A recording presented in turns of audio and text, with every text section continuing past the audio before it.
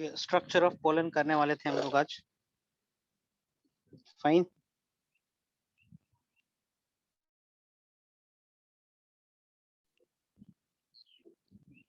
So let's start with a structure of pollen.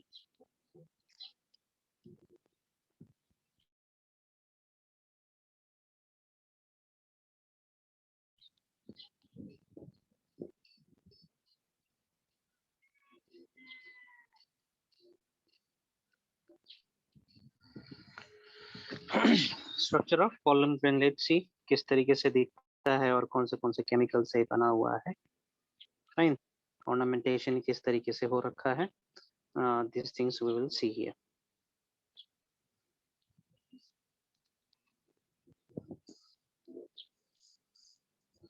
So pollen grain has a cytoplasm.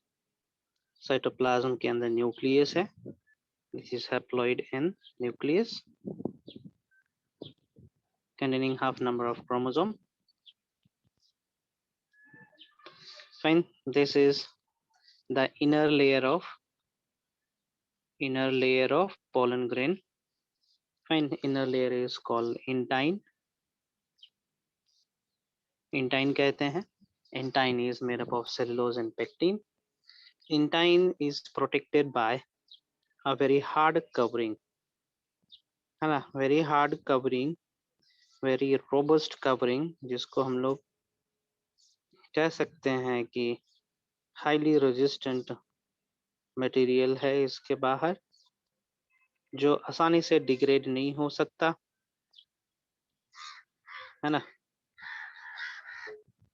कहीं पे ये outer layer absent है, उसको हम लोग जम्प पोर कहते हैं।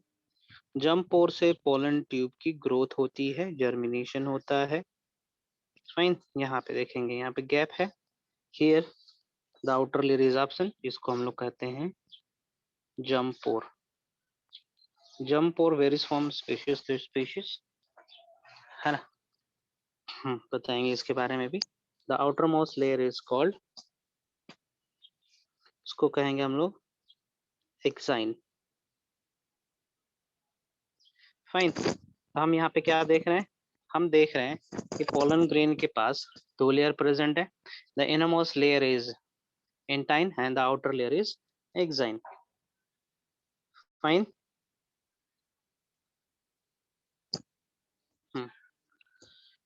इसको हम लोग इमेच्योर मेल गैमेटोफाइट कहेंगे। This figure is of pollen grain, और कह सकते हैं immature male gametophyte.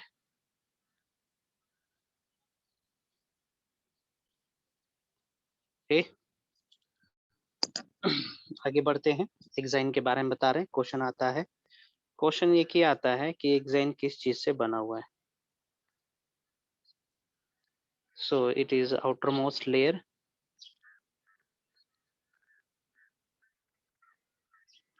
of pollen grain made up of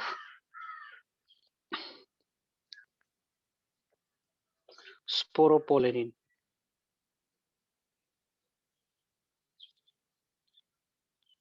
है ना, स्पोरोपोलेनिन से बना हुआ है, और स्पोरोपोलेनिन अब तक का सबसे रेजिस्टेंट नॉन मटेरियल है। नेचुरली इसको ना तो कोई नेचुरल टेम्परेचर केमिकल डिग्रेड कर सकता है, ना ही नॉर्मल फिजिकल चेंजेस इसको डैमेज कर सकता है। Fine. Sporopollenin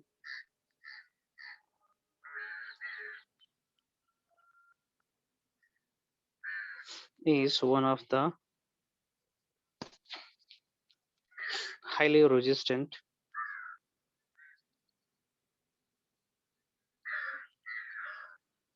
compound non can't be degraded by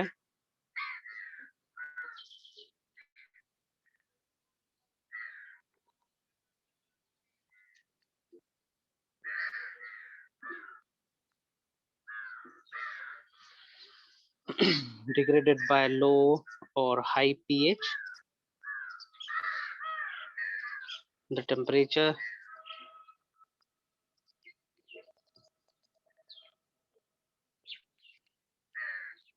है ना,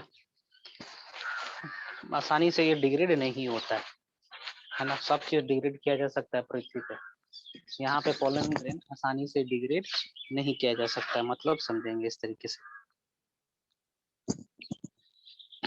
sporopollenin through out the pollen grain present नहीं रहता है, it is absent at certain point, जिसको हम लोग जम्पोर कहते हैं।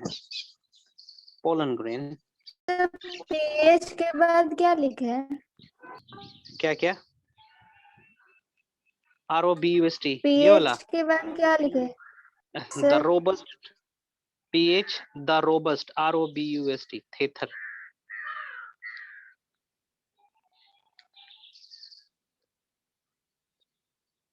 है ना, रोबस्ट टेम्परेचर कहने का मतलब बहुत ही खराब टेम्परेचर भी होगा तो डिग्रेड नहीं होगा।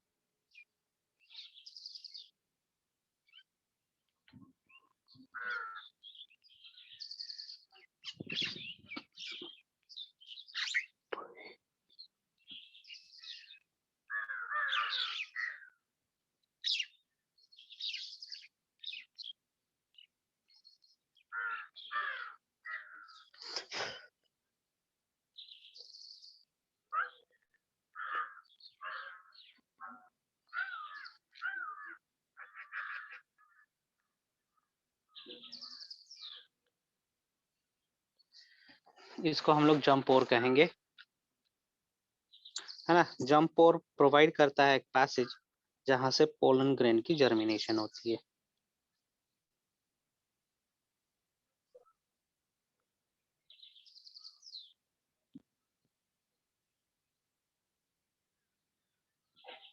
जर्मिनेट्स, है ना। जंप और का नंबर वेरी करता है in dicots and monocots, fine, varies in dicots. Dicots के केस में, in dicots the jump pore is 2 to 3, but in monocots it is only 1.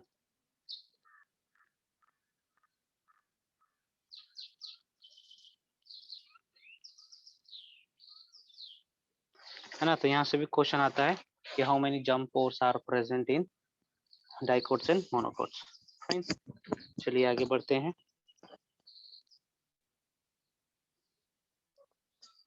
Intine के बारे में देखते हैं। सो इंटाइन एक्साइन के नीचे प्रेजेंट रहता है, it is present below the intine,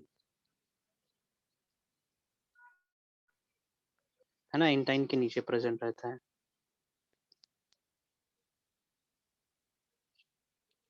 fine, intine के नीचे प्रेजेंट रहेगा। एक्साइन ना, सॉरी, हाँ, मेरप ऑफ किस चीज से बना होगा? एनसीईआरटी का लाइन है, made up of cellulose and pectin.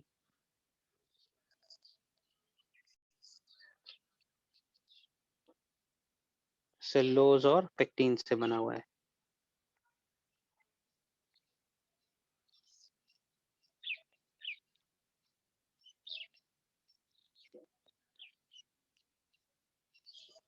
Next देखते हैं वायबिलिटी ऑफ पोलन ग्रेन।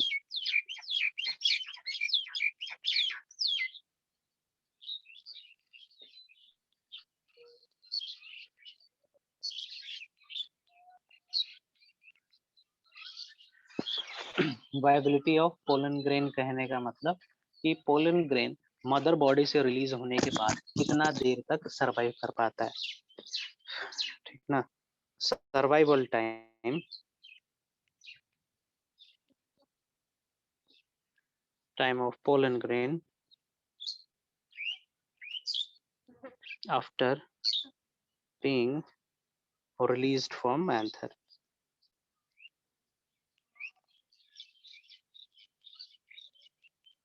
है ना। इसको कहते हैं हम लोग कि पोलन ग्रेन कितना देर तक वाइबल है, कितना देर तक जीवित है। फाइन। सो देखते हैं।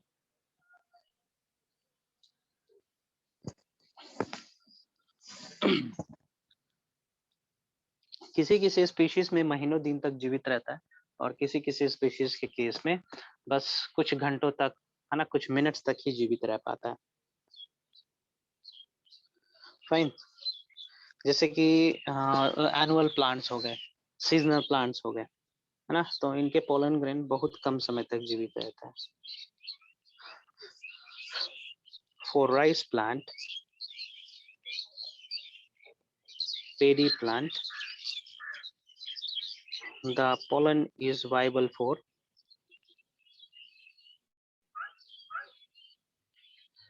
30 minutes only, है ना। 30 मिनट तक ही जीवित रहेगा। तो 30 मिनट के अंदर पॉलिनेशन को अचीव कर लेना है, नहीं हुआ तो ये पोलन मर जाएगा। फाइन। लेकिन सोलनेसी है, लिलिएसी है, लेग्यूम्स है ना, इन सभी में महीनों दिन तक पोलन ग्रेन सरवाइव कर सकता है। लेग्यूम चना वगैरह हो गया, सोलनेसी, लिलिएसी, रोज, है ना, इसमें महीनों दिन तक सरवाइव कर सकता है।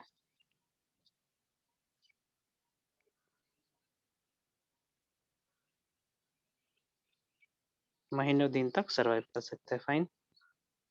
आगे बढ़ते हैं। Pollen as a food, pollen को हम लोग खा भी सकते हैं भोजन के तौर पे। हाईली न्यूट्रिशनल वैल्यू को स्टोर करके रखता है। फाइन।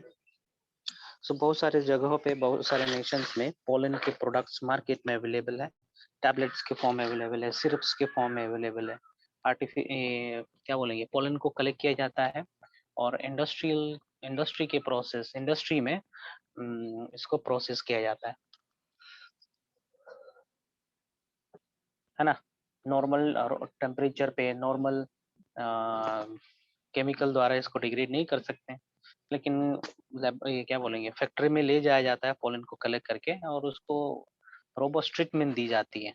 प्रेशर हाई करेंगे, टेम्परेचर बढ़ाएंगे, है ना, जिसके चलते पोलन को भी तोड़ के उसका साइटोप्लाज्म को निकाल के मटेरियल बनाया जाता है।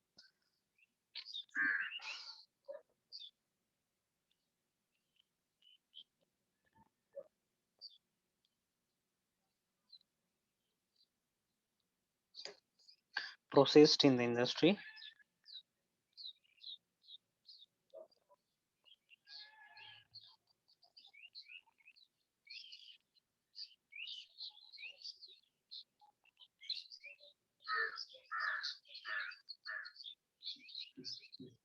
to form the food. Supplement. Fine. It is sold in the form of tablets and syrups.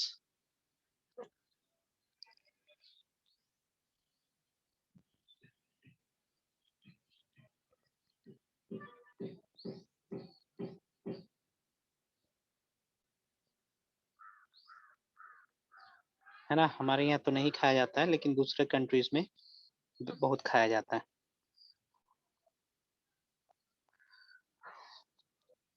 और ये सब प्रोडक्ट ज्यादातर एथलीट्स लोग कंज्यूम करते हैं।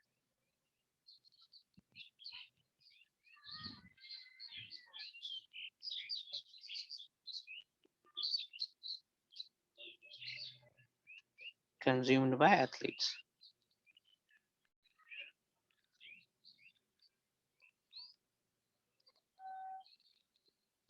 है ना, एथलीट्स द्वारा इसको कंज्यूम, मतलब वो सेवन करते हैं पोटेंशियल बढ़ाने के लिए, एफिशिएंसी को इंक्रीज करने के लिए।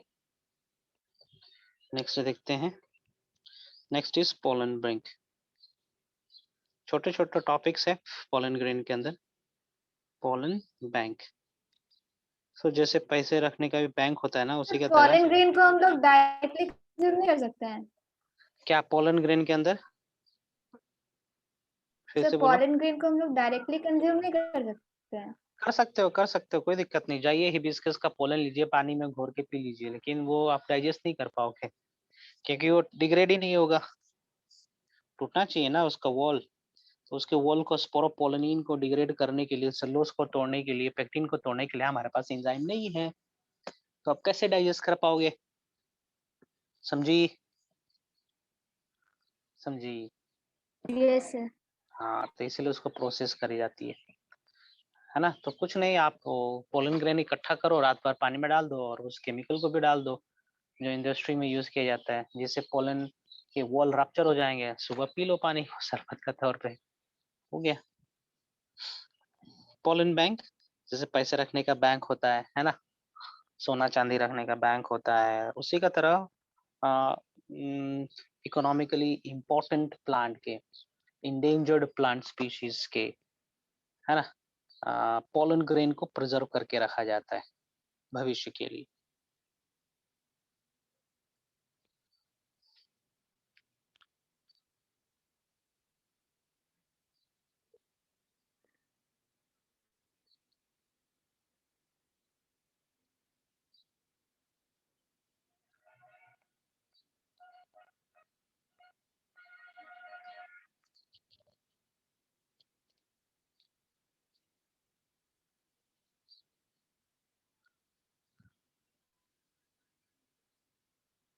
फ्यूचर रिसर्च के लिए बेचा भी जाता है पोलन ग्रेन दूसरे नेशंस को। यदि कोई इलाइट प्लांट है ना, तो उसके पोलन को हम सेल कर सकते हैं।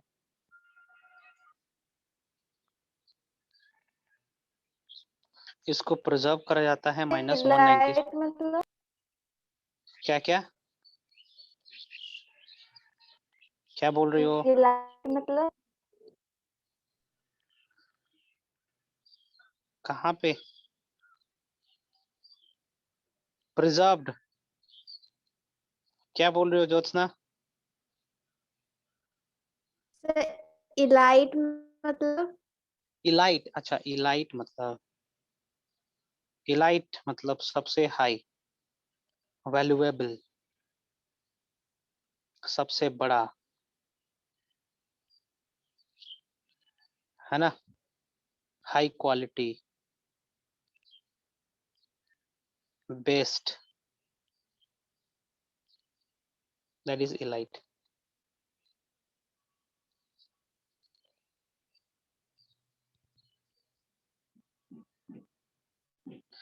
हाँ, 96 degree in liquid QUID, in liquid nitrogen,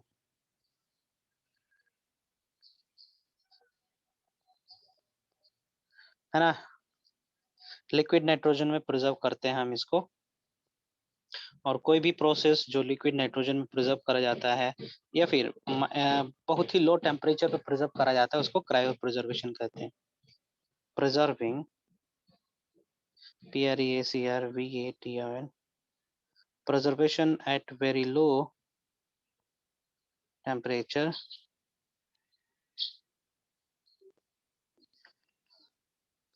is called cryopreservation,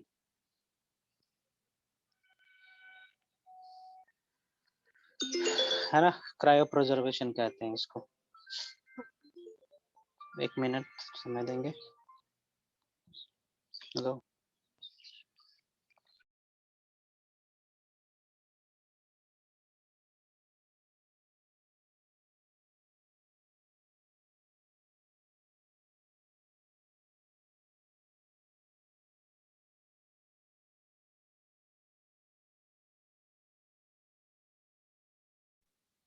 कितने बजे तक क्लास है जी आप लोग का? 7:30। ओके, 7:35। ये हो गया preservation. Fine fine fine fine, next देखते हैं। पोलन एलर्जी क्या होता है? पोलन एलर्जी होता है एक प्रकार का डिस्कम्फर्ट जो किसी किसी लोगों में देखने को मिलता है ना। पॉलिनेशन वाले समय में बाहर निकल जाएंगे और वो पोलन यदि स्मेल कर लिए, है ना, उनके नोज में चला गया, तो एलर्जी होने लगता है, बुखार लग जाएगा, स्किन में कुछ डिजीज होने लगेंगे, अस्थमा हो जाएगा, जिसको हे फीवर भी कहते हैं, है ना। तो कभी कभी ये एलर्जी प्रोलॉन्ग होने लगता है, बहुत दिन तक चलता है, किसी किसी केस में खत्म भी हो जाता है।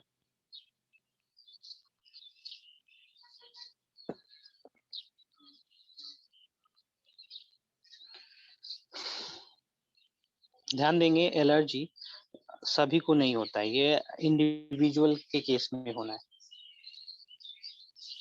है ना। कुछ इंडिविजुअल्स होते हैं, सर्टेन इंडिविजुअल्स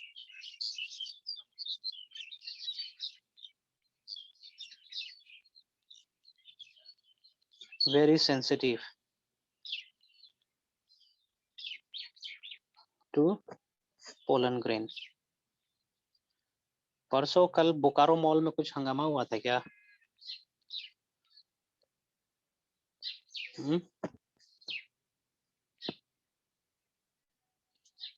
कुछ गड़बड़ी हुई थी क्या? नहीं पता, बोकारो में ही रहता है ना तुम लोग?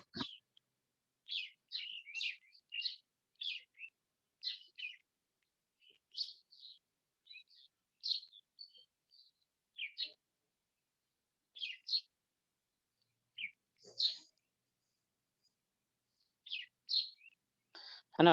अस्थमा, ब्रोंकाइटिस ये सब होंगे, खांसी होगा, सर्दी होगा, नाक से पानी बहेगा ना। किसी के केस में ये ऑर्डर क्रोनिक भी हो जाता है, बहुत दिन तक चलेगा। इन सम दिस डिजीज में बी क्रोनिक, बहुत दिन तक चलने वाले बीमारी को क्रोनिक कहते हैं, है ना। सारे इंडिविजुअल के केस में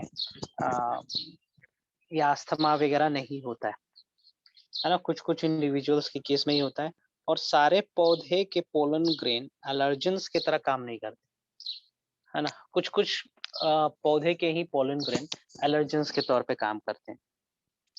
सर्टेन प्लांट्स पोलन ग्रेन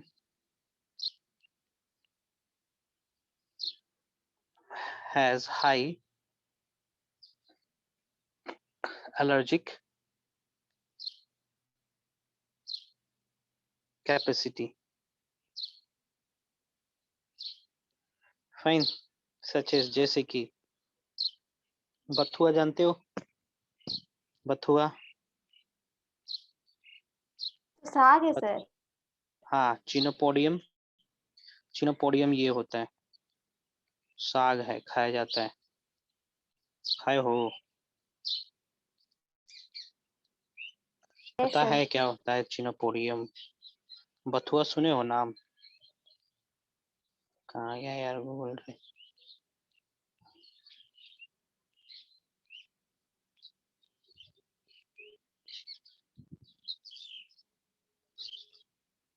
अच्छा अच्छा अच्छा, यूज कर लिया यार इसमें तो, आईफोन का तरह इसमें भी अपडेट कर दिया, सैमसंग में भी, very good. Okay, chenopodium, chenopodium though its pollen has some allergic property, लेकिन चिनोपोडियम को हम कंज्यूम कर रहे हैं, और ICAR ने इस पर रिसर्च भी करी है, बायोफोर्टिफाइड चिनोपोडियम भी डेवलप करी है। देखे हो ये वाला, क्या कहते हैं इसको, यस सर। क्या कहते हैं, विच साग इट इज? बथुआ भतुआ कहते साग। हैं, हाँ। ठीक है, तो दिस इज चिनोपोडियम। चिनोपोडियम भी बहुत मतलब कि डिसऑर्डर्स कॉज करता है, इसके पोलन, कहाँ गया, ओके। चिनोपोडियम, एमरंथस जानते हैं, एमरंथस भी जानते होंगे, यस सर। क्या होता है एमरंथस?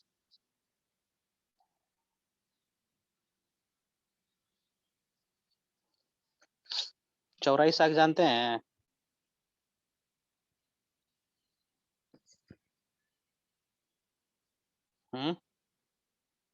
जानते हैं कि चौराइसा क्या होता है?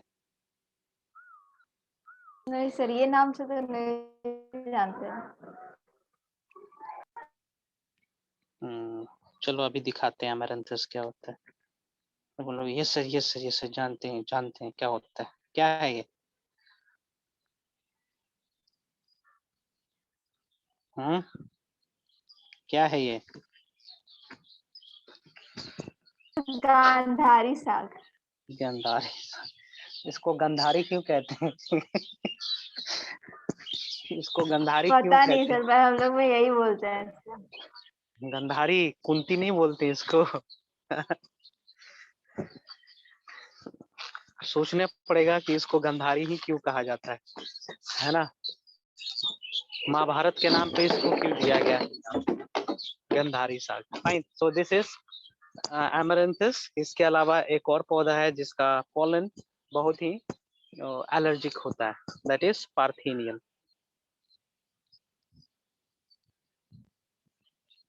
है ना?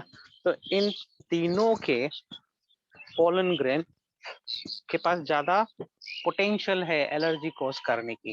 फाइन, पोटेंशियल है एलर्जी कॉज करने की, ऐसा नहीं है कि सिर्फ यही करेंगे, और भी लोग करते हैं। चलो आगे बढ़ते हैं। Development of pollen grain.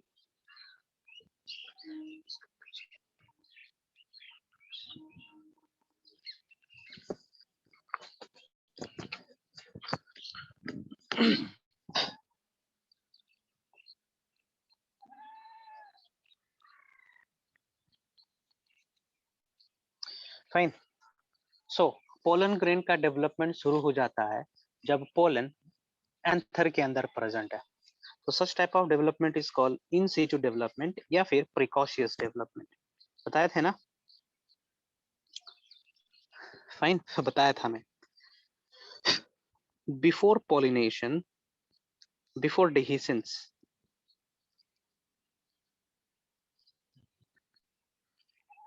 dehiscence of pollen, its development starts in the anther, है ना? एंथर के अंदर ही डेवलपमेंट शुरू हो जाता है। कैसे देखते हैं? Anther, pollen, first of all converts into pollen tetrad के बारे में पहले बोलते हैं।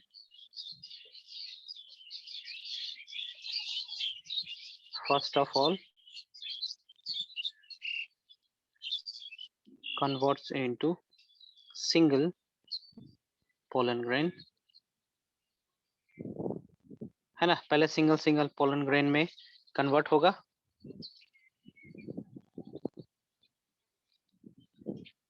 उसके बाद देन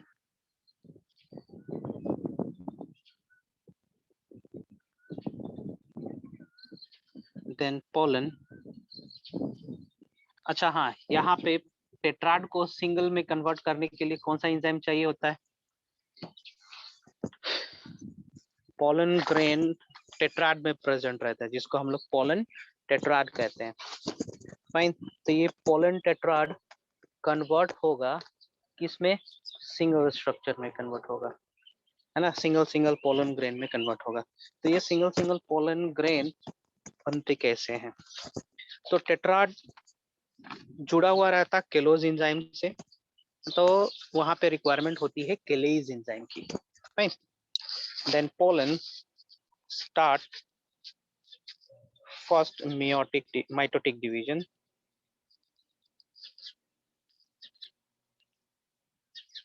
है ना? पहला माइटोटिक डिवीजन करेगा जिसके चलते forming two celled pollen grain where one cell is called vegetative cell, है ना। क्या बोलेंगे, एक सेल को हम लोग कहेंगे वेजिटेटिव सेल और दूसरे को कहेंगे हम लोग जनरेटिव सेल। समझ में आया, समझ में आया,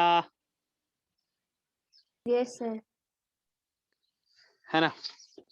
call vegetative cell which is large, बड़ा होता है, इसका साइज बड़ा होगा।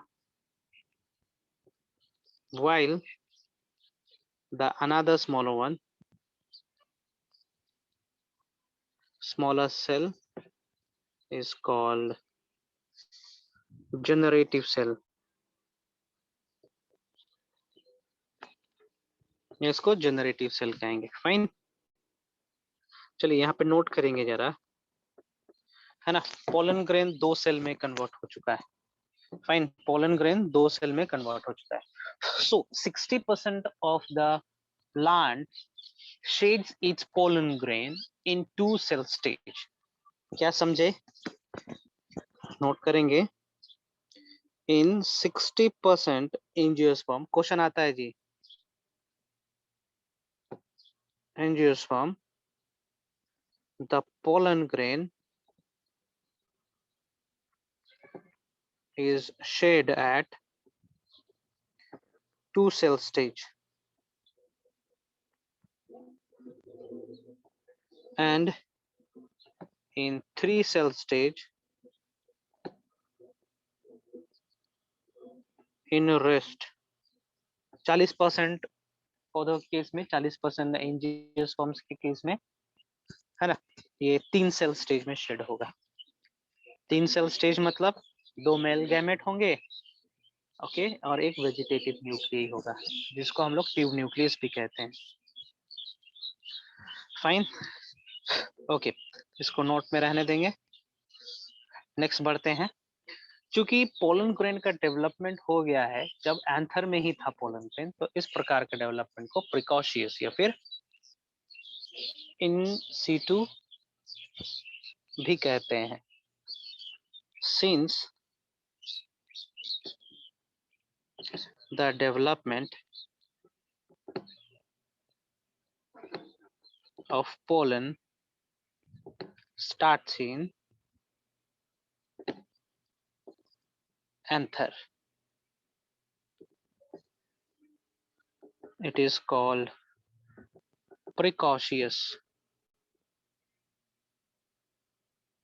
or in situ development। समझ में आया, प्रिकॉशियस यस सर। बोलेंगे या फिर इन सीटू बोलेंगे। प्रिकॉशियस, प्रिकॉशन का मतलब क्या होता है, सेफ्टी। हाँ हाँ,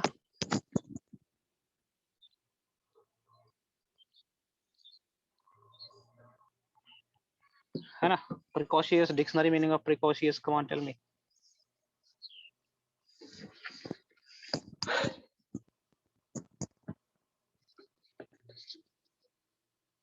A fully developed pollen grain has, ठीक है, 3 cell,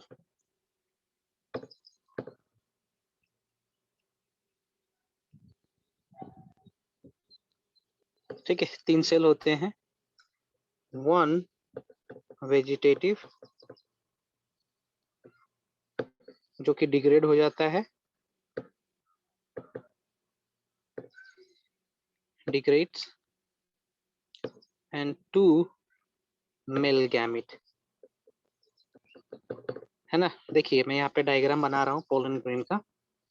for example this is the sporopollenin, और स्पोरोपोलिनिन के अंदर प्रेजेंट है पोलन ग्रेन। फाइन, तो इसके अंदर एक बड़ा सा सेल होगा जिसको हम लोग कहेंगे वेजिटेटिव सेल।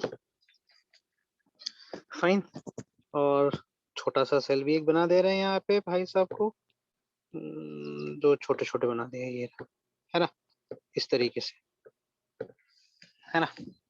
तो ये हो जाएंगे दोनों मेल गैमेट, एन एन, और ये हो जाएगा वेजिटेटिव सेल, ये भी एन है। ये आगे चल के डिजेनरेट हो जाना है, डिजेनरेट होने से इसका पूरा न्यूट्रिएंट चला जाता है मेल गैमेट्स वाले सेल को। Fine, so this is mature male gametophyte. So the question arises, number of nucleus present in male gametophyte.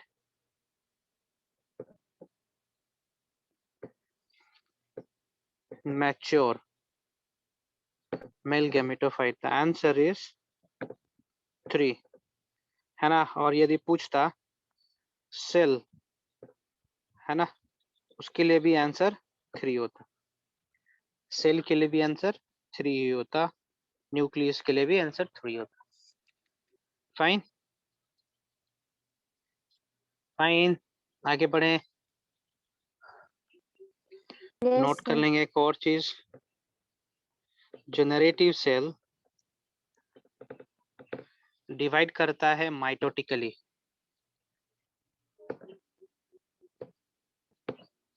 MITOTICA, to produce 2 male gamete, है ना। 2 मेल गैमेट्स बनाने के लिए माइटोटिकली डिवाइड करता है। चलिए ये एपिसोड खत्म होता है यहाँ पे। नेक्स्ट स्टार्ट करते हैं हम लोग गायनोशियम मेगास्पोरोजेनेसिस।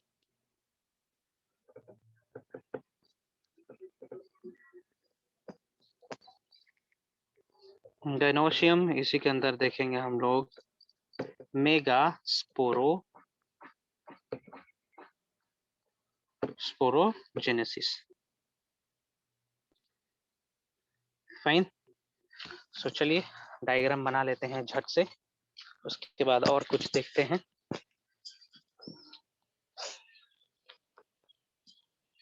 ओके,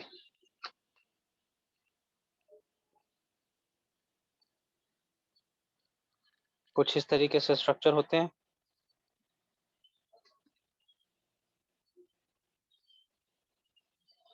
इस तरीके से,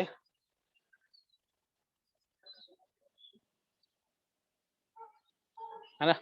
जो मेन नेसेसरी पोर्शन है और एसेसरी पोर्शन है, जो इंपॉर्टेंट है वही डील करते हैं यहाँ पे।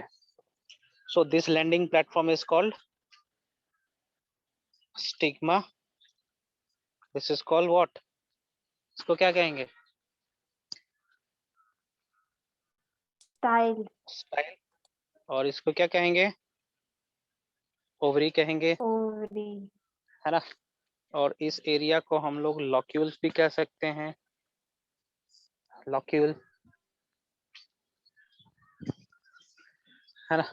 इसके अंदर क्या हो सकते हैं, देखो इसके अंदर प्रेजेंट रहेंगे ovule. Fine, so this is what, this is ovule. Okay, इसमें एक से ज्यादा ओव्यूल भी हो सकता है, जैसे कि ये देखो, है ना, इसमें बहुत सारा ओव्यूल प्रेजेंट है ना। तो बोलेंगे इस ओवरी के अंदर बहुत सारे लोकस प्रेजेंट है, मल्टी लॉक्यूलर भी कह सकते हैं इसको। फाइन,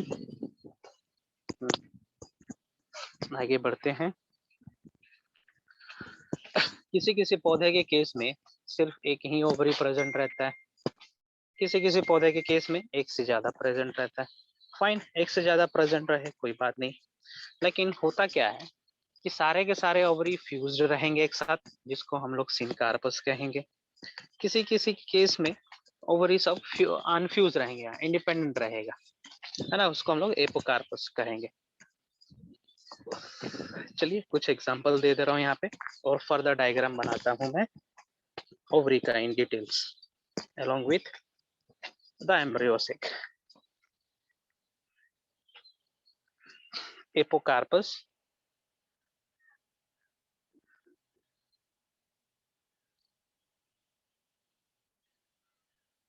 ओवरी, है ना, सारे के सारे गाइनोशियम फ्री रहेंगे।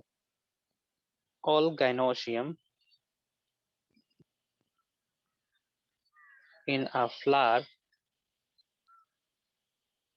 आर फ्री, है ना। एग्जाम्पल हो जाएगा निशिला। Fine, give me a moment, give me a moment.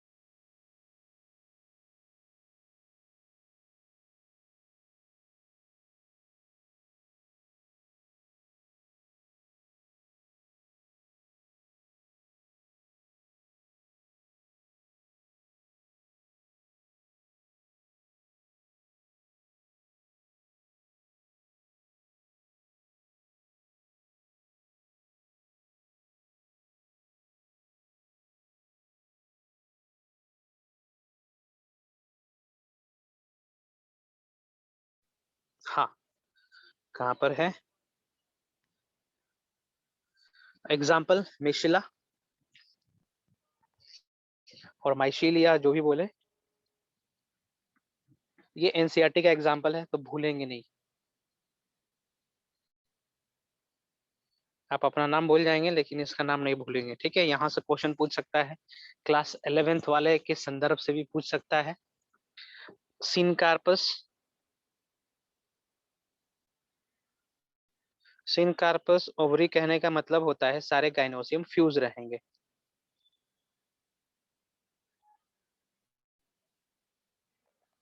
All gynoecium are fused, है ना।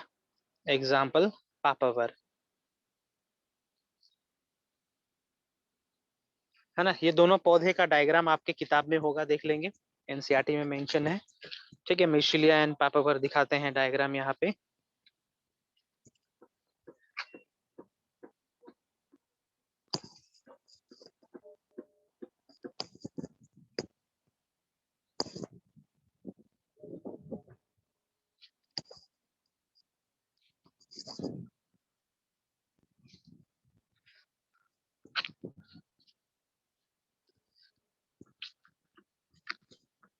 देख पा रहे हो? देखे, है ना। Diagram number B and diagram number C. Syncarpous है, pentacarpellary pistil of hibiscus. Hibiscus के केस में भी सिनकार्पस होता है।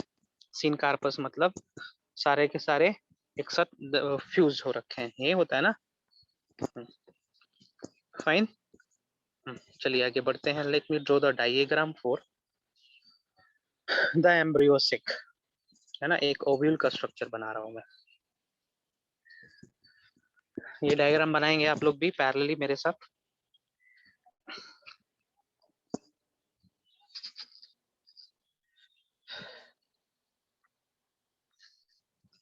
मैच्योर ओवेरी,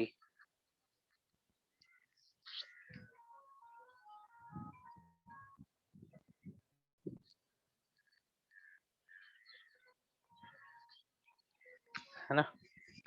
मैच्योर ओवरी का डायग्राम मैं बना रहा हूँ।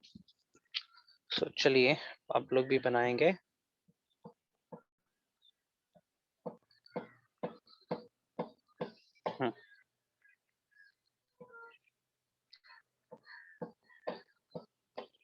कुछ इस तरीके से स्ट्रक्चर होगा।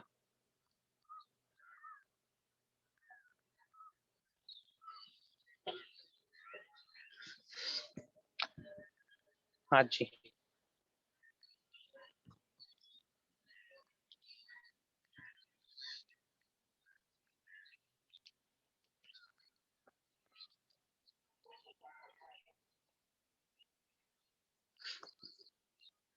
ये प्लासेंटा हो जाएगा और प्लासेंटा से निकला हुआ है फ्यूनिकल। फाइन। देन यहाँ से एक स्ट्रक्चर स्टार्ट हो रहा है इस तरीके से, एक लेयर बना ये लेयर आके यहाँ पे खत्म हो जाता है, फिर दूसरा लेयर इस तरीके से, ये एक लेयर मान के चलिए, this is one layer. Fine. इसके बाद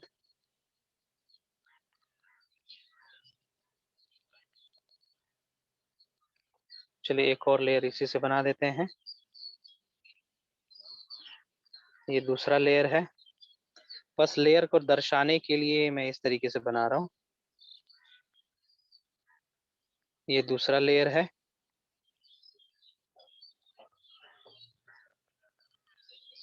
फाइन। फाइन, दो लेयर। और इसके अंदर भी सेल मास रहता है इस तरीके से।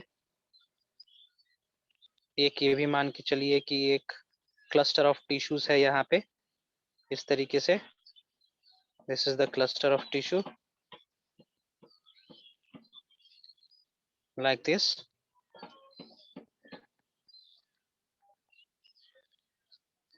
है ना। और इसी के अंदर एक सेल है, एक सेल नहीं बहुत सारे सेल्स है यहाँ पे इस तरीके से।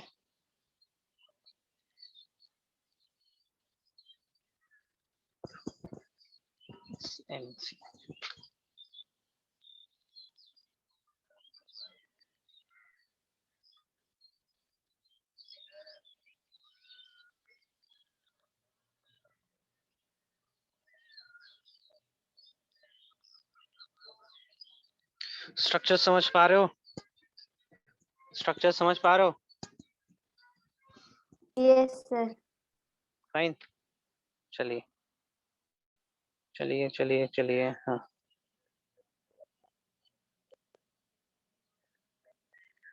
इन सारे को मैं इनक्लोज कर दे रहा हूँ एक स्ट्रक्चर में। एक्चुअली में ऐसा स्ट्रक्चर होता नहीं है, इसको कहेंगे हम लोग एम्ब्रियो सेक। फाइन, देखेंगे। ओके, इसको कहते हैं हम लोग integuments. They are integuments, diploid sales होते हैं ये। इंटेगुमेंट्स के अंदर न्यूक्लियस प्रेजेंट रहता है, न्यूक्लियस। फाइन। ओके, और इसको एम्ब्रियो सेक कह रहे हैं। Fine, this integuments are not present throughout the embryo sac, कहीं पे एब्सेंट है तो एब्सेंट रीजन को कहा जाता है micropylar. Micropylar and, micropylar end के जो ऑपोजिट रीजन होगा उसको हमेशा हम लोग कहेंगे, क्या कहेंगे, क्या कहेंगे? चलाजा। चलाजल है। चलाजल एंड कहेंगे। Fine. Okay, in the micropylar and the present is, their present is the egg apparatus। Fine, इसको टुगेदरली हम लोग इन तीनों को मिला के टुगेदरली क्या कहेंगे? This three togetherly known as egg apparatus। क्या कहेंगे? Egg apparatus। फाइन। और यहाँ पे जो तीन दिख रहे हैं ये, इन तीनों को टुगेदरली हम लोग कहते हैं, this three togetherly known as antipodals. है ना, इन तीनों को टुगेदरली क्या कहेंगे? Anti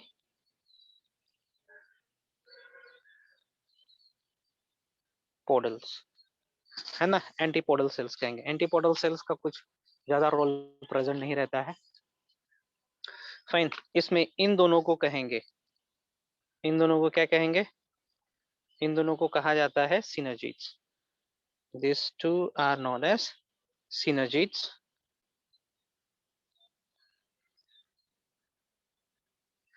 fine. और सिनर्जीज के बीच में एक स्ट्रक्चर प्रेजेंट है, इसको कहते हैं हम लोग एग। क्या कहेंगे? इसको कहेंगे एग। फाइन। और इसको कहेंगे हम लोग सेंट्रल सेल।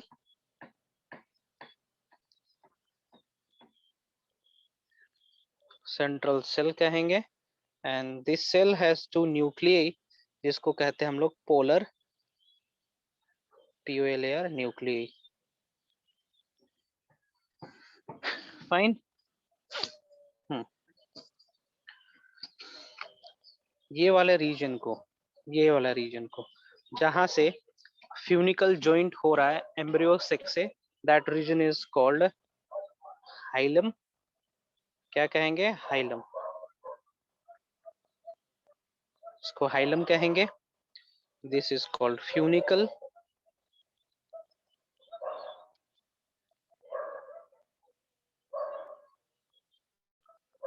और इस रीजन को कहेंगे प्लासेंटा। इसको प्लासेंटा कहेंगे। Fine. This is the thalamus. Now ये डायग्राम मैं शेयर कर रहा हूँ, डायग्राम बनाओगे आप लोग और मुझे जल्दी दिखाओगे।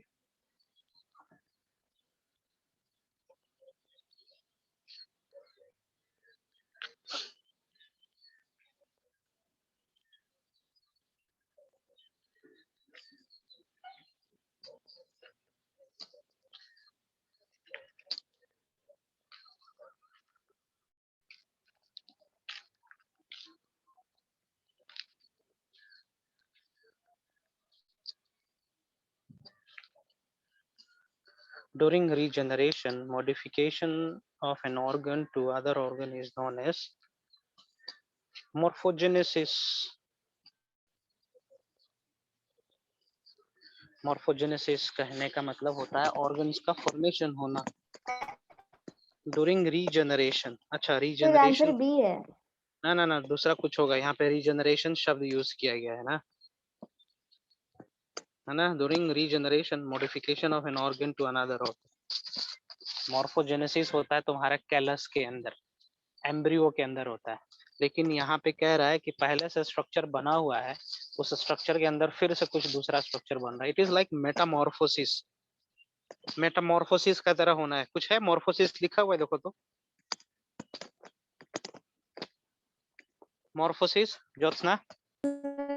आंसर में बी। हाँ, इपीमॉर्फोसिस है ना। मेंढक वाला कॉन्सेप्ट यस समझेंगे। सर। मेंढक वाला कॉन्सेप्ट समझेंगे। क्या होता है? एक ऑर्गन रहता है, लेकिन उसके अंदर फिर डेवलपमेंट होगा, तब जाके दूसरा ऑर्गन बन जाएगा, है ना। उसको हम लोग मेटामॉर्फोसिस कहते हैं। तो वही वाला होना चाहिए, वही है ये मॉर्फोसिस।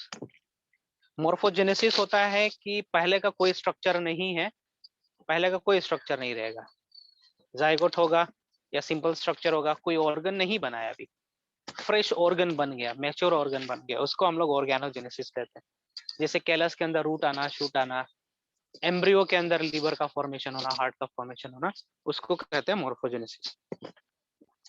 इपीमॉर्फोसिस, पहले से एक ऑर्गन है, फाइन, उसके अंदर डेवलपमेंट होके ऑर्गन और ज्यादा एडवांस हो गया, बस। For union between stalk and scion in grafting, which one is the first to occur?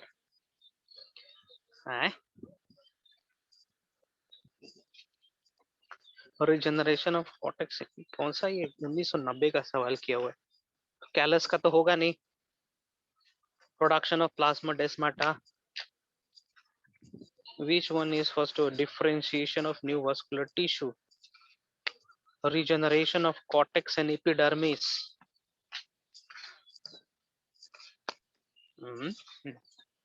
क्या होना है? दोनों को जोड़ रहे हैं हम लोग, जोड़ रहे हैं तो क्या होगा? Plasmodesmata cell to cell connection के लिए, differentiation of new vascular tissue, regeneration of cortex and epidermis. सटना है, सटने के लिए क्या होना है? क्या आंसर बी दिया हुआ है क्या? प्लाज्मोडेस्माटा।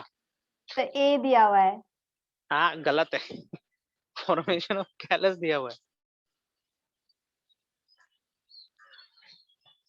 ये 90 का क्वेश्चन है, 1990 का है।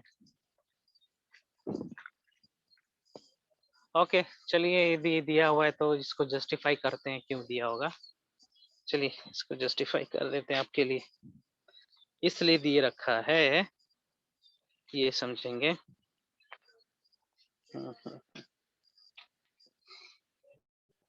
जो अनएक्सपेक्टेड होता है ना, वही आंसर होता है यहाँ पे। See, this is scion and the below one is stock, है ना, दिस इज स्टॉक।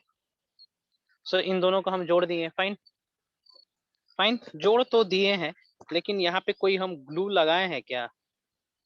कोई ग्लू का नो सर। इस्तेमाल किए हैं बीच में? नहीं ना। और हम तो एकदम एग्जैक्टली नहीं कट करे ना इन दोनों को, कि जैसे लॉक एंड की मॉडल होता है, एग्जैक्ट फिट हो जाता है 100%। वो हुआ है क्या यहाँ पे? नहीं हुआ, नो सर। है ना। If you view this under microscope, तो आपको कुछ इस तरीके से स्ट्रक्चर देखने को मिलेगा यहाँ पे, है ना। इस तरीके से स्ट्रक्चर देखने को मिलेंगे,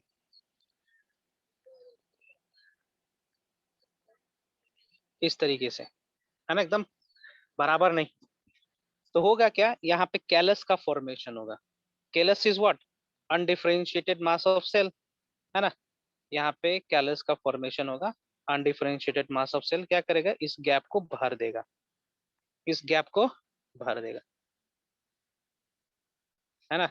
इस गैप की फिलिंग होगी, एकदम सीमेंटिंग होनी है, तो वो कैलस के चलते ही होगा। इसलिए इसका आंसर कैलस दिया होगा ना। कैलस यहाँ पे ग्लू का तरह काम कर रहा, इसीलिए। ठीक है ज्योत्सना, क्लियर है? Yes sir. ओके। ये 1990 का क्वेश्चन पूछ रखा है। 1990 में प्लांट टिश्यू कल्चर उतना एडवांस भी नहीं था।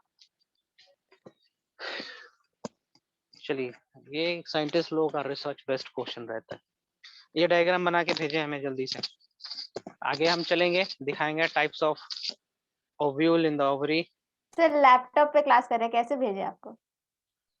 अच्छा लैपटॉप पे कर रही हो, कोई बात नहीं, बना ली हो ना। Yes sir. अच्छा लैपटॉप पे क्लास कर रही हो तो फोटो खींच के नहीं भेज सकती। ओके ठीक है ठीक है ठीक है, हो गया, बना लिए, बाकी लोग भी बना लिए। चल मूव, आगे बढ़े। Yes sir. ओके चलिए, इसी पेज पे यूज कर लें या फिर दूसरा पेज यूज करें? आप लोग को एक काम ये दूसरा भी यूज करना कर होगा, लीजिए। आप लोग को एक काम ये भी करना होगा कि देखते रहना होगा कि कितना पेज मैक्सिमम अट सकता है एक में, है ना। यदि उतने से एक्सीड हो गया तो हम चेंज कर देंगे जल्दी से।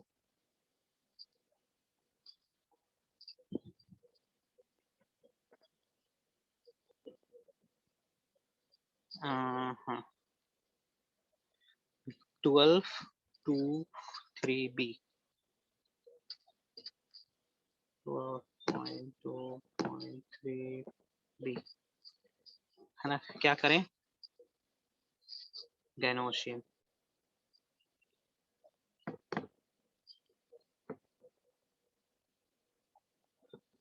गैनोशियन, है ना। इसी को डिटेल में देखते हैं।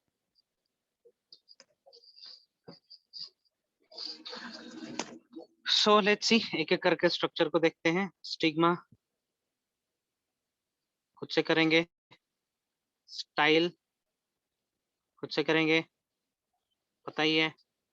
ओवरी, आगे चल के क्या बनेगा, कन्वर्ट्स इनटू फ्रूट। फल, है ना, कन्वर्ट्स इनटू फ्रूट। फाइन। तो हम छठ पूजा में फलाहारी खरीदने जाते हैं, फल खरीदते हैं। क्या सिर्फ और सिर्फ फल का ही इस्तेमाल होता है या फिर और कुछ चीज का भी इस्तेमाल होता है?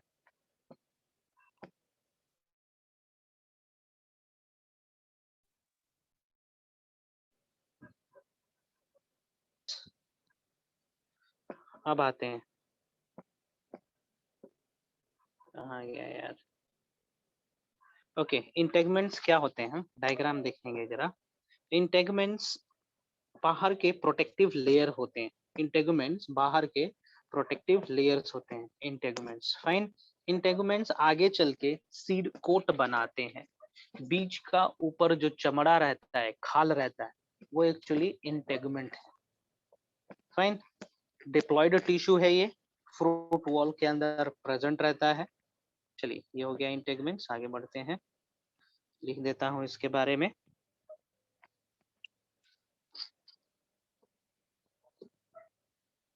Layer present or situated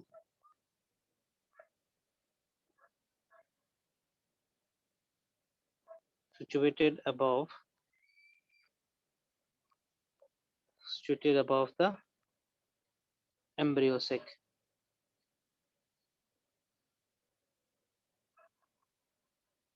fine. ये आगे चल के सीड कोट बनाता है। Later forms the seed coat. Seed coat का फॉर्मेशन करना है आगे चल के। Fine.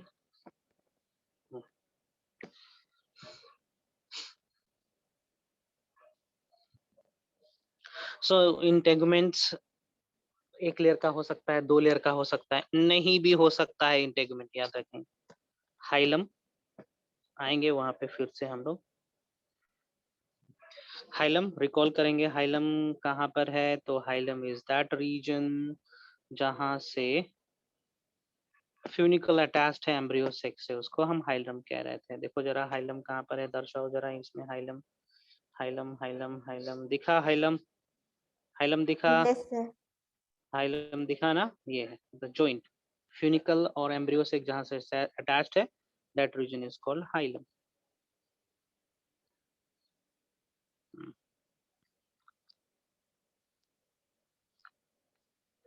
Area of attachment of funicle to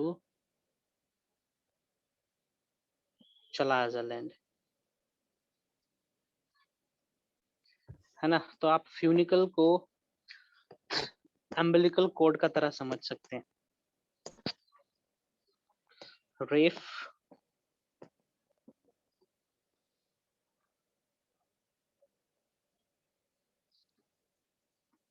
रेफ का मतलब होता है एक, मान के चलो ये एम्ब्रियो हो गया है ना, एम्ब्रियो से। सो तो एक यहाँ से स्कार का तरह स्ट्रक्चर होता है, उसको रेफ कहते हैं। फाइन। जैसे कि मैं डायग्राम दिखा रहा हूँ रेफ का, आप किसी भी सीड में, डाइकोट की सीड में देख पाओगे।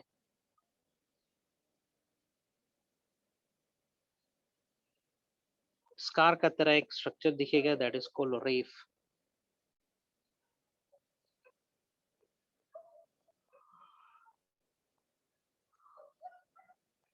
हम्म हम्म हम्म हम्म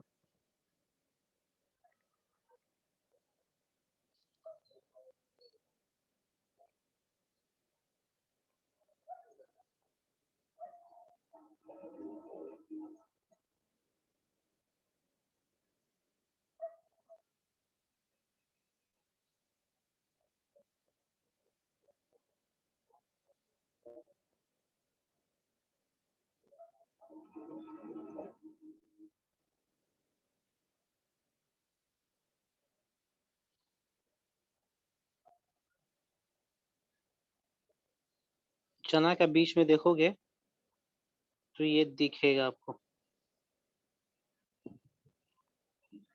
हाँ, यहाँ पे देखिए, देख सकते हैं यहाँ पे रेफ वाला रीजन। हाइलम के बगल में कुछ मुड़ा हुआ चीज दिख रहा है, उसी को रेफ कहते हैं।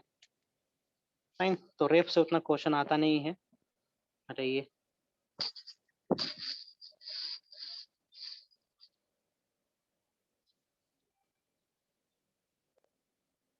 longer area near hilum, not so important, हटाइए। Micropyle, this is important. So what is micropyle? तो माइक्रोपाइल वो एरिया है जहाँ पे इंटेगमेंट एब्सेंट होता है. It is that area where integument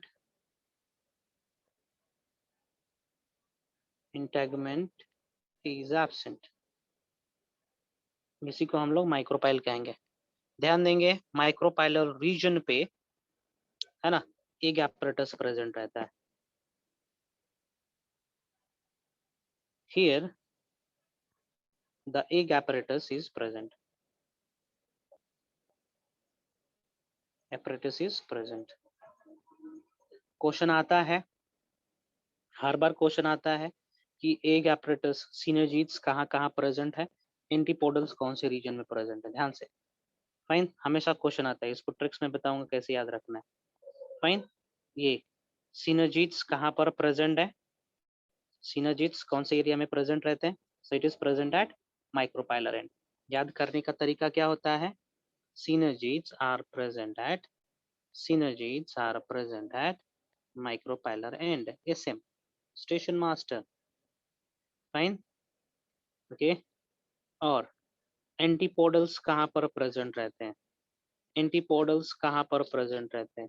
तो एंटीपोडल्स प्रेजेंट रहता है चलाजा लैंड पे, है ना. तो इसको याद करने का तरीका होता है चार्टर्ड अकाउंटेंट CA, है ना. दो अच्छे अच्छे पोस्ट होते हैं, चार्टर्ड अकाउंटेंट के और स्टेशन मास्टर के, है ना. पैसे ही पैसे होते हैं इनके पास, तो याद रखेंगे इसी बहाने से. SM और CA एक apparatus प्रेजेंट रहते हैं माइक्रोपाइलर एंड के पास, ध्यान रखेंगे. Next is चलाजल. चलाजल एंड को जस्ट हम लोग उल्टा एंड का ऑपोजिट एंड कहते हैं ऑफ माइक्रोपाइल. चलाजल और chalaza end opposite to micropyle. Fine. इसको हम लोग कहेंगे चलाजल. फ्यूनिकल जो लॉन्ग स्टॉक लाइक स्ट्रक्चर था जो हम बता रहे थे कि अम्बिलिकल कोड का तरह दिख रहा है.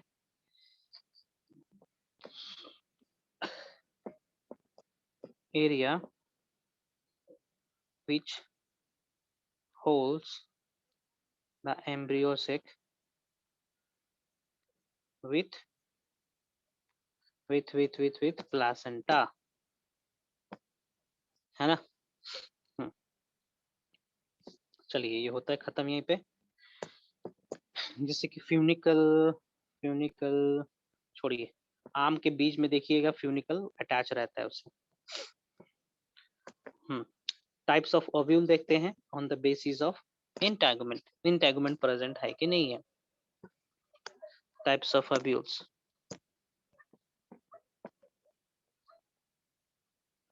Types of ovules OVULES with respect to integument. कितने इंटेगुमेंट है उसके बेसिस पे हम अलग अलग प्रकार का ओव्यूल को स्टडी करेंगे यहाँ पे. फाइन. जैसे कि एटेगमिक ओव्यूल. एटेगमिक ओव्यूल नाम से क्या पता चल रहा है जी. एटेगमिक इंटेगुमेंट ओव्यूल. नहीं होगा. यूनिटेगमिक.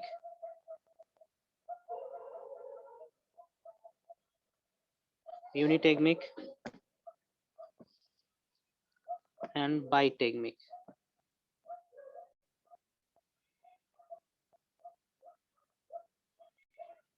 फाइन. सो आपने बता तो दिया, एटेगमिक मतलब नहीं होगा इसमें integument, absence of integument. Fine. Example सैंटिलम,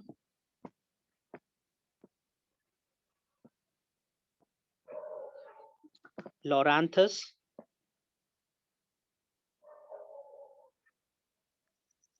सैंटिलम and Loranthus के केस में इंटेगुमेंट नहीं रहता है. नेक्स्ट देखते हैं. हाँ, एब्सेंस ऑफ इंटेगुमेंट नेक्स्ट में हो जाएगा only one layer of integument, है ना, एक ही लेयर का इंटेगमेंट होगा। एग्जाम्पल जिम्नोस्पर्म मेंबर्स, है ना, गेमोपैटले, ज्यादातर गेमोपैटलस होगा, पेटल्स फ्यूज रहेंगे, जिम्नोस्पर्म हो जाएगा एक एग्जाम्पल। दूसरा एग्जाम्पल हो जाएगा गेमोपैटलस,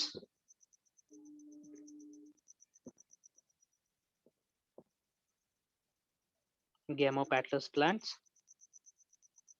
है ना। नेक्स्ट देखते हैं बाइटेक्निक, 2 लेयर वाला, has 2 layer of integument,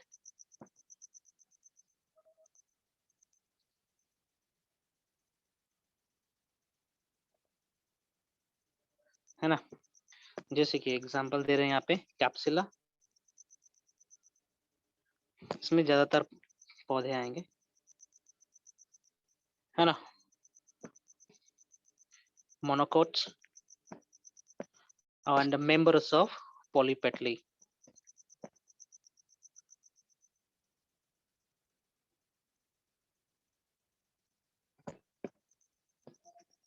PET,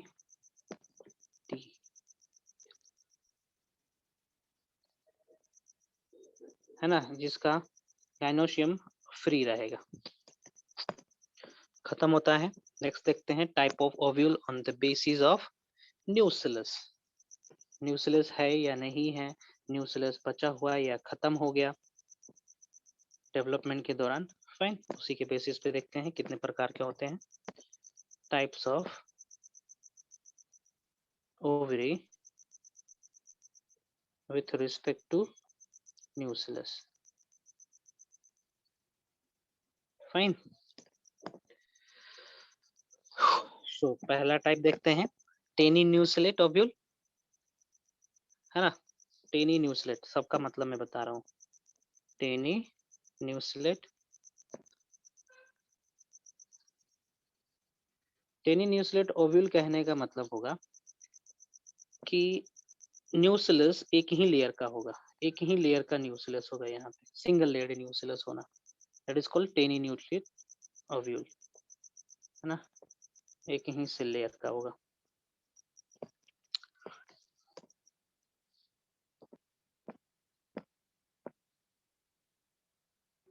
न्यूसिलस is single layer और पोरली डेवलप्ड,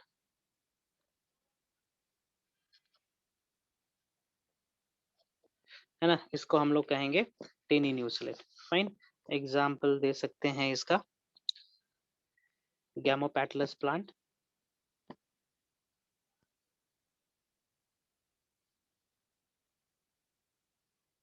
जिसके पेटल्स फ्यूज रहेंगे, सॉरी ओवरी फ्यूज रहेंगे। क्रासी न्यूसिलेट देखते हैं,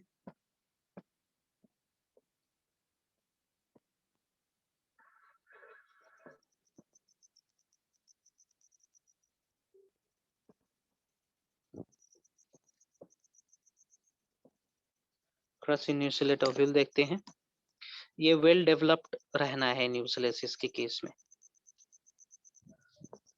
है ना, ovary with ovule with well developed न्यूसिलस, multiple layer होगा इसमें, फाइन। पॉलीपेटलस ग्रुप,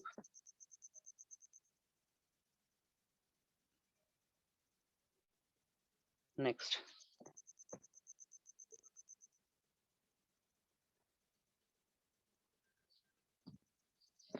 है ना, यहाँ पे नोट कर लेंगे जरा, ग्रासेस के केस में न्यूसिलस एब्सेंट रहता है ना, तो न्यूसिलस के एब्सेंट होने के कारण इंटेगुमेंट न्यूसिलस का तरह एक्ट करता है। इन grass family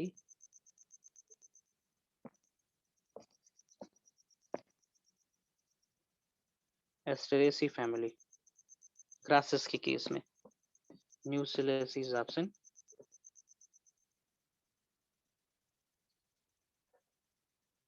So the integument layer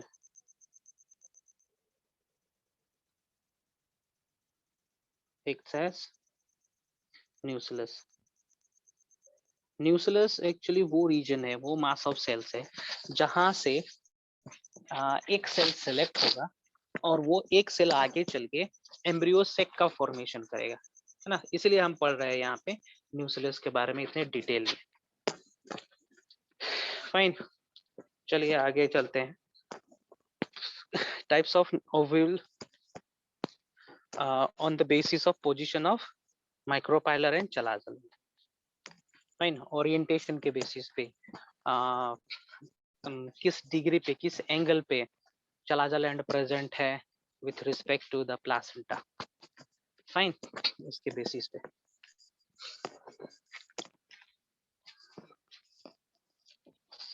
types of ovule.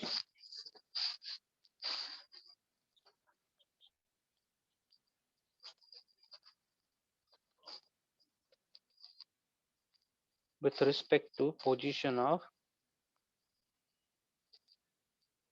micropyle, chalaza in the ovary, है ना। चलिए सबसे पहला कर रहा हूं मैं ऑर्थोट्रोपस ओव्यूल।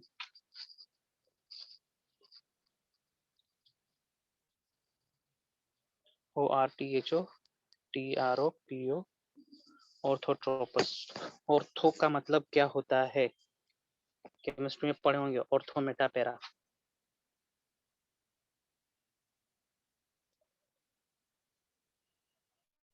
क्या होता है ऑर्थोट्रोपस? ऑर्थो मेटापेरा पढ़े हो ना जी? सर सबसे ऊपर वाला। हाँ, सबसे ऊपर बेंजीन रिंग के सबसे ऊपर वाला पोजीशन, है ना, यही होता है ना ऑर्थो, ऑर्थो मेटापारा, यही होता है ना। हाँ, यस सर। सो देखेंगे orthotropous ovule, it is the most primitive ovule. बस ये एक इम्पोर्टेंट है ना, मोस्ट प्रिमिटिव ओव्यूल है ये। स्ट्रक्चर देखते हैं इसका।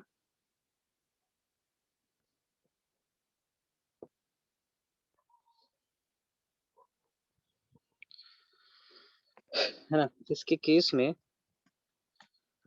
इंटेगुमेंट्स जो होने हैं वो इस तरीके से होगा, एक लेयर,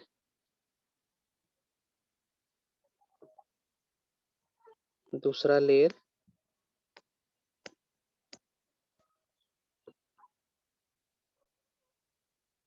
दूसरा लेयर, हो गया hilum.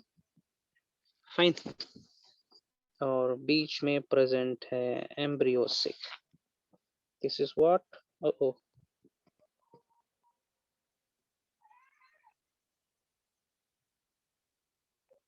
This is embryo sac. Fine, embryo sac के अंदर हम यहाँ पे दर्शा रहे हैं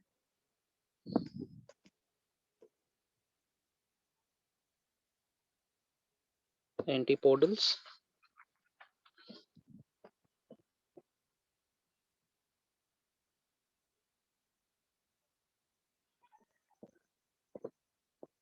पोलर न्यूक्लियी,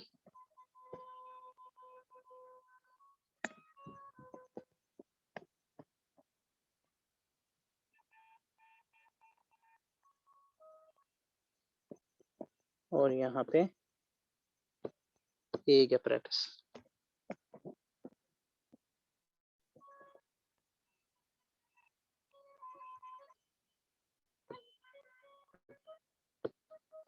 ठीक है, इस तरीके से। तो यहाँ पे हम क्या देख पा रहे हैं, चलाजा लैंड कहाँ पर है? Chalaza land is this, chalaza माइक्रोफाइल, है ना, और ये हो गया प्लेसेंटा, है ना। तो यहाँ पे हम क्या बोल सकते हैं, चला जा माइक्रोपाइल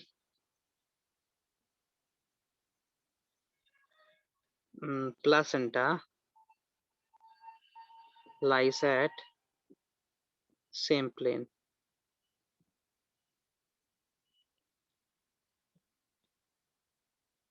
है ना, सेम प्लेन पे लाई कर रहा है। फाइन, सेम प्लेन पे लाई कर रहा है कि नहीं कर रहा है, देखे। ओके, है ना। तो इस प्रकार के ओव्यूल को हम लोग कहेंगे ऑर्थोट्रोपस ओव्यूल। एग्जाम्पल मैं दे दे रहा हूँ यहाँ पे। एग्जाम्पल मोस्ट प्रिमिटिव है, इतना याद रखेंगे। एग्जाम्पल दे रहा हूँ, Piper, gymnosperm,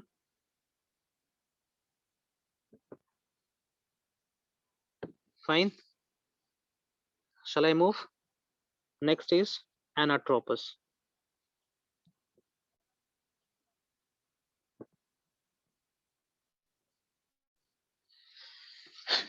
okay, orthotropous. Orthotropous मतलब कि माइक्रोपाइल और स्टिग्मा दोनों एक ही प्लेन पे थे, है ना। अब मैं यहाँ पे लगा दूंगा एनाट्रोपस। एनाट्रोपस, हम इसके आगे ए शब्द का प्रयोग कर रहे हैं, तो क्या हो जाएगा। Jyotsna, can you tell me, English grammar में कोई भी शब्द रहता है उसके आगे हम ए लगा देते हैं तो उसका मतलब क्या हो जाता है।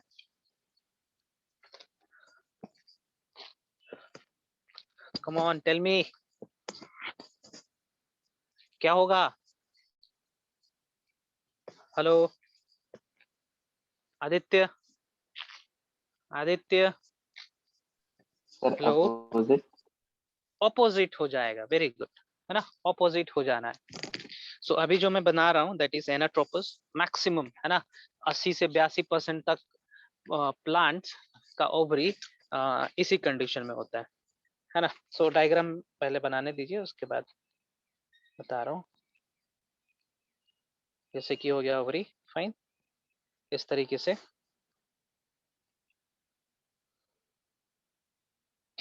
Pink, red, blue, pink,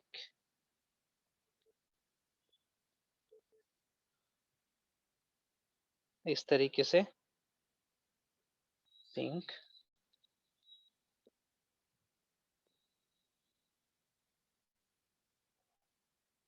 red,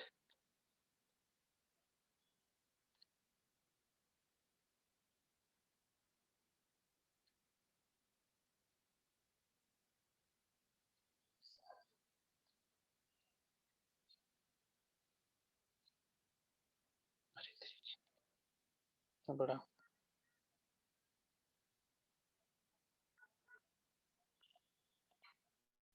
polar nuclei,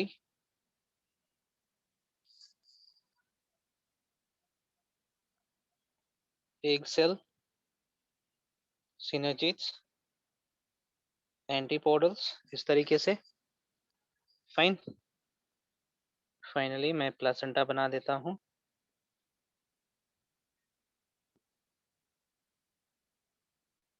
यहाँ पे। फाइन, इस तरीके से। तो यहाँ पे हम क्या देख रहे हैं, चलाजा लैंड कहाँ पर प्रेजेंट है, just present near the stigma. Chalaza कहाँ पर है, माइक्रोपाइल कहाँ पर है। फाइन, इस तरीके से। यहाँ पे हम मेंशन कर रहे हैं chalaza is near stigma, micropyle near placenta, है ना। बोल सकते हैं orthotropous, ORT ovule has twisted by, कितना डिग्री से ट्विस्ट किया हुआ है, कितना डिग्री से, कितना डिग्री से ट्विस्ट किया हुआ है ये, come on tell me, by 180 degree, सही है। ज्यादातर एंजियोस्पर्म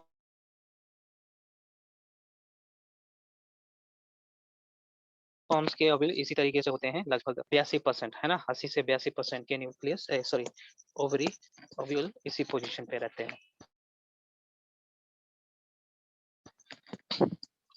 यहाँ पर दिया हुआ है 82% angiosperm has this type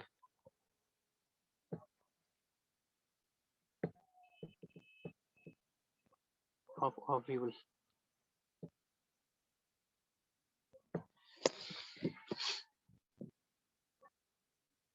है ना, आगे बढ़े। हेमिएनाट्रोपस, हेमिएनाट्रोपस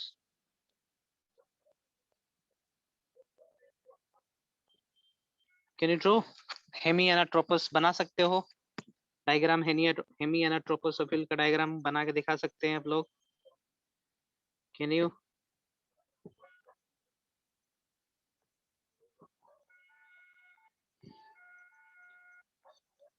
एनीबडी? कोई तो हाँ बोलो।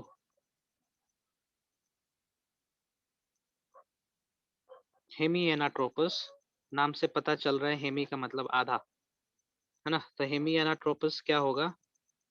आधा मुड़ा हुआ रहेगा, आधा ट्विस्टेड रहेगा, ठीक है,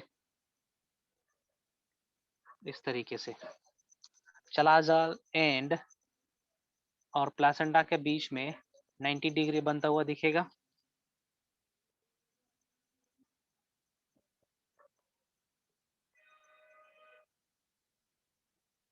इस तरीके से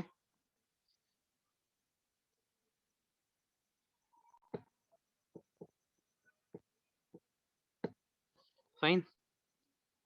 इस तरीके से यहाँ पे हम क्या देख पा रहे हैं, यहाँ पे और यहाँ पे 90 डिग्रीज बन रहा है। प्लासेंटा और chalazal end, this is chalazal end, this is micropylar end, है ना। Angle between chalazal, micropylar and placenta is 90 degree. Fine,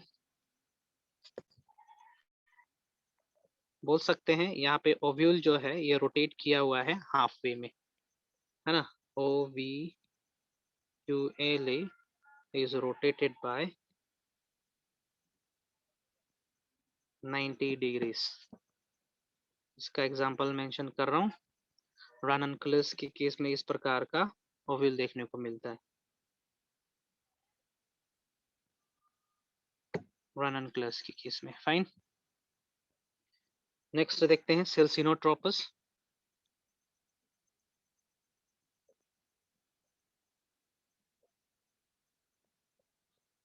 सिल्सिनोट्रोपस, सिल्सिनोट्रोपस में सर्कल होता है, फिर से मैं मेंशन कर रहा हूँ, सिल्सिनोट्रोपस में क्या होगा, सर्कल का तरह कुछ स्ट्रक्चर दिखेगा। मतलब कि जो ओव्यूल है it will rotate bye 180 degrees. Ovule कितने से रोटेट करेगा? 180 डिग्री से ही रोटेट करेगा। देखने में तो लगेगा ये इसके ऊपर से फ्यूनिकल गुजरा हुआ दिखेगा, है ना। तो मेंशन करे जा रहा है सिल्सिनोट्रोपस में ovule is rotated bye 360 degrees, है ना। Orthotropous ovule is rotated bye 360 degrees, ये हो जाएगा सिल्सिनोट्रोपस के केस में। फाइन, तो सिल्सिनोट्रोपस का एग्जांपल पूछेगा आप लोग से, आपको एग्जांपल बताना होगा, ठीक है। गिव मी अ मोमेंट, इसका मैं डायग्राम दिखा रहा हूँ। सिल्सिनोट्रोपस,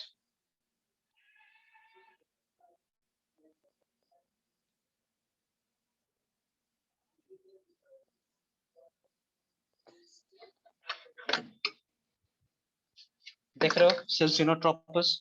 दिखा दिखा, hello hello, Yes, sir. Okay fine fine fine.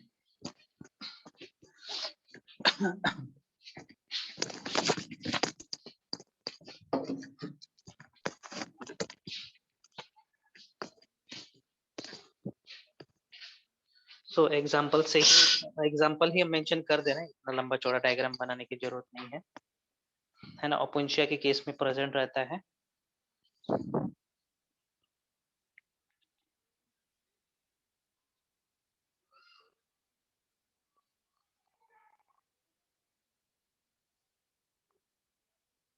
Three 360 degrees. Example opuntia.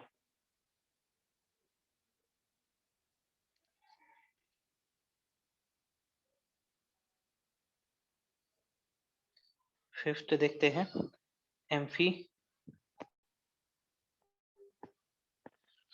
एम्फीट्रोफस।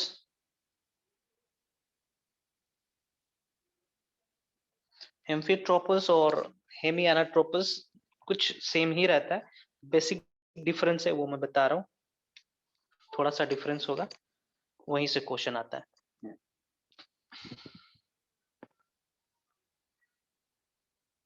है ना। इसके केस में सर्कल तो किया हुआ ही है, ovule is rotated by 90 degree, है ना। तो इसमें और इसमें डिफरेंस क्या हो जाएगा, है ना, रननकुलस वाले में। तो डिफरेंस यही होगा कि इसके केस में ओव्यूल जो होगा वो हॉर्स शू शेप में दिखेगा। Ovule has horse shoe shaped. ये इंपॉर्टेंट है, बहुत बार क्वेश्चन आ रखा है ये। एग्जांपल पॉपी के केस में, है ना। देखिए यहाँ पे मैं दिखा रहा हूँ डायग्राम इसका।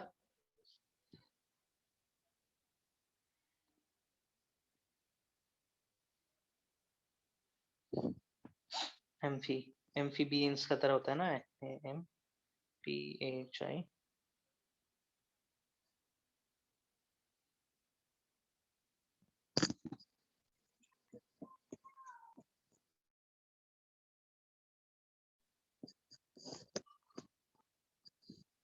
हॉर्स शू दिख रहा है इसमें, देख पा रहे हो?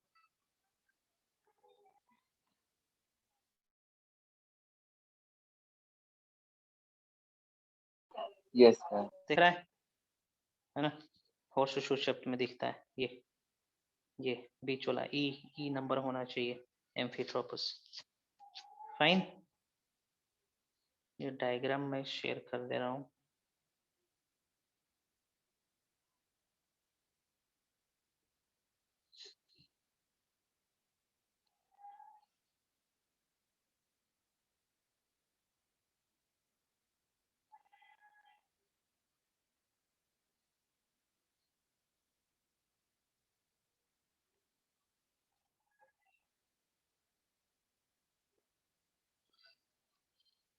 चलो हो गया। ओपियम पॉपी के केस में इस तरीके का ओव्यूल आना है। हॉर्स शू इंपॉर्टेंट है, यहाँ पे क्वेश्चन बहुत बार आ रखा है। हॉर्स शू शेप में किसका का ओवरी रहता है, ओव्यूल रहता है, पौधा रहता है, फ्रूट रहता है, कुछ भी पूछ सकता है। Next is sixth, that is छठे नंबर में करते हैं कैम्फिलोट्रोफस।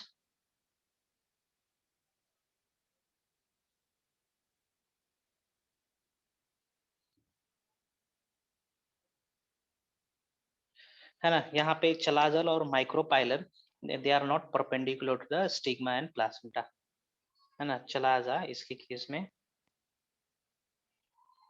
chalaza and micropyle axis is not perpendicular to stigma and placenta, है ना। 90 डिग्री नहीं है। एग्जाम्पल लेगुमिनस फैमिली,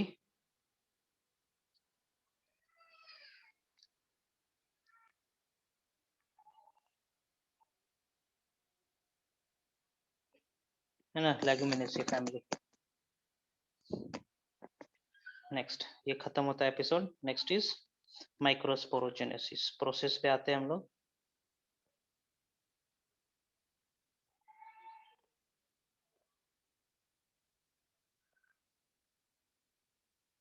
माइक्रोस्पोरोजेनेसिस का मतलब होता है formation of the microspore, means the formation of egg, means the formation of embryo sac. माइक्रोस्पोरो sorry mega न होगा जी, मेगा स्पोरोजेनेसिस, माइक्रो तो खत्म हो गया, this is mega. So it is the process of formation of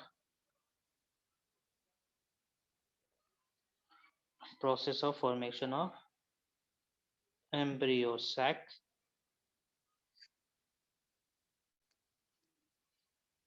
along with हो गया embryo sac having egg, polynuclei, central cell, synergids and antipodals, है ना, इसी को कहेंगे हम लोग मेगास्पोरोजेनेसिस। फाइन, तो स्टार्ट कैसे होता है? तो स्टार्ट होता है, ध्यान देंगे, for example this is the ovary, इस ओवरी के अंदर प्रेजेंट रहता है nucleus, for example this is nucleus, एक लेयर दूसरा लेयर, और न्यूक्लियस के अंदर प्रेजेंट रहता है, सॉरी दिस इज इंटेगमेंट्स, और इंटेगमेंट्स के अंदर सिचुएटेड रहते हैं न्यूक्लियस। इस तरीके से ये हो गया न्यूक्लियस टिश्यू, है ना, इस तरीके से न्यूक्लियस होते हैं। फाइन, तो इसमें से एक न्यूक्लियस डिफरेंशिएट हो जाएगा और मेगास्पोर मदर सेल्स का तरह काम करने लगेगा। फाइन, एक न्यूक्लियस मेगास्पोर मदर सेल की तरह काम करने लगेगा। चलिए, ये क्या है? These are nucleus.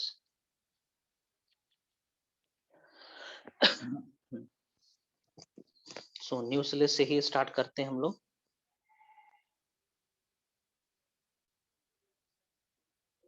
So nucleus क्या है? प्रकार का पैरेन्काइमेटस मेरिस्टेमेटिक न्यूट्रिटिव टिश्यू है। इट इज पैरेन्काइमेटस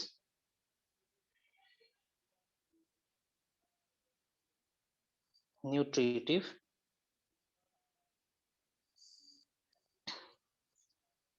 है ना टिश्यू। ओके, इसके पास टेंडेंसी है, they are not permanently permanent tissue, है ना, टेम्पोररी परमानेंट है ये। फाइन, होगा क्या? One of the nucleus start acting as archisporial cell. One of the nucleus cell starts acting as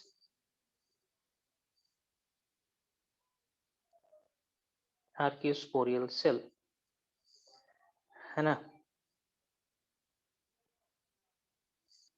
by differentiation।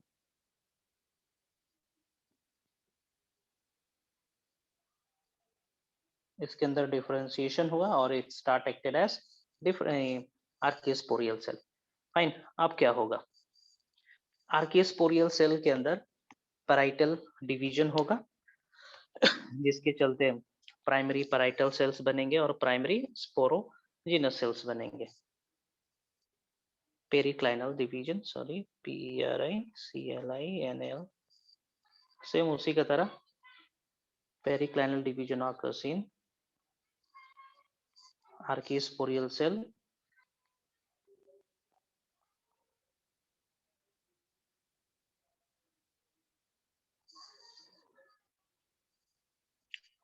leading to formation of primary parietal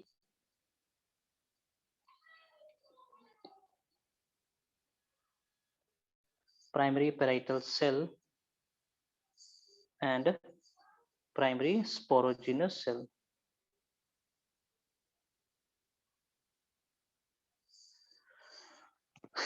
है ना, अब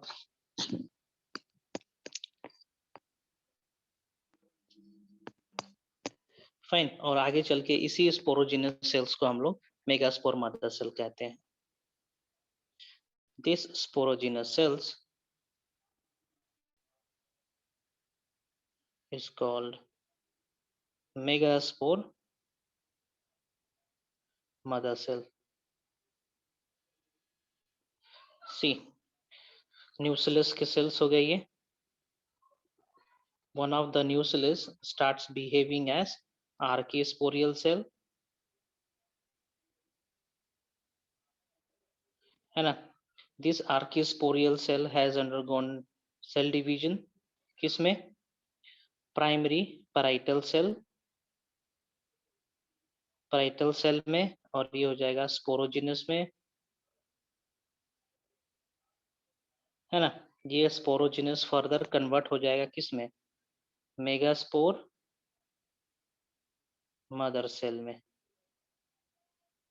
fine, megaspore mother cell में. Fine, इतना याद रखेंगे. सो ये पूरा प्रोसेस कहाँ हो रहा है? तो ये पूरा प्रोसेस हो रहा है माइक्रोपाइलर एंड के पास. फाइन, ये पूरा प्रोसेस हो रहा है माइक्रोपाइलर एंड के पास. This process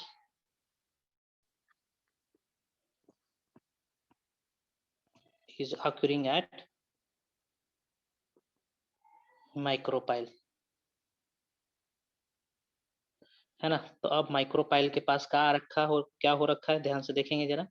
These are cluster of nucellus. ध्यान से देखेंगे. These are cluster of nucellus, है ना, surrounded by these integuments, है ना. इंटेगमेंट इसको सराउंड किया हुआ है.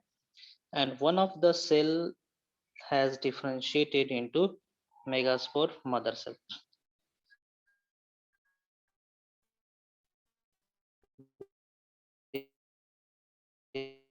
This is micropylar and this is. इसके आगे वाला स्टेप अगले क्लास में करेंगे, है ना. I'll carry with MMC megaspore mother cell के आगे बढ़ेंगे हम लोग, है ना. मेगास्पोर मदर सेल के आगे बढ़ेंगे. फाइन. किसी को कुछ क्वेश्चन पूछना है? किसी को कुछ क्वेश्चन पूछना है, पूछ सकता है. If not, then I'm signing off.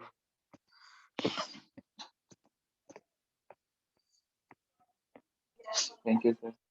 Okay.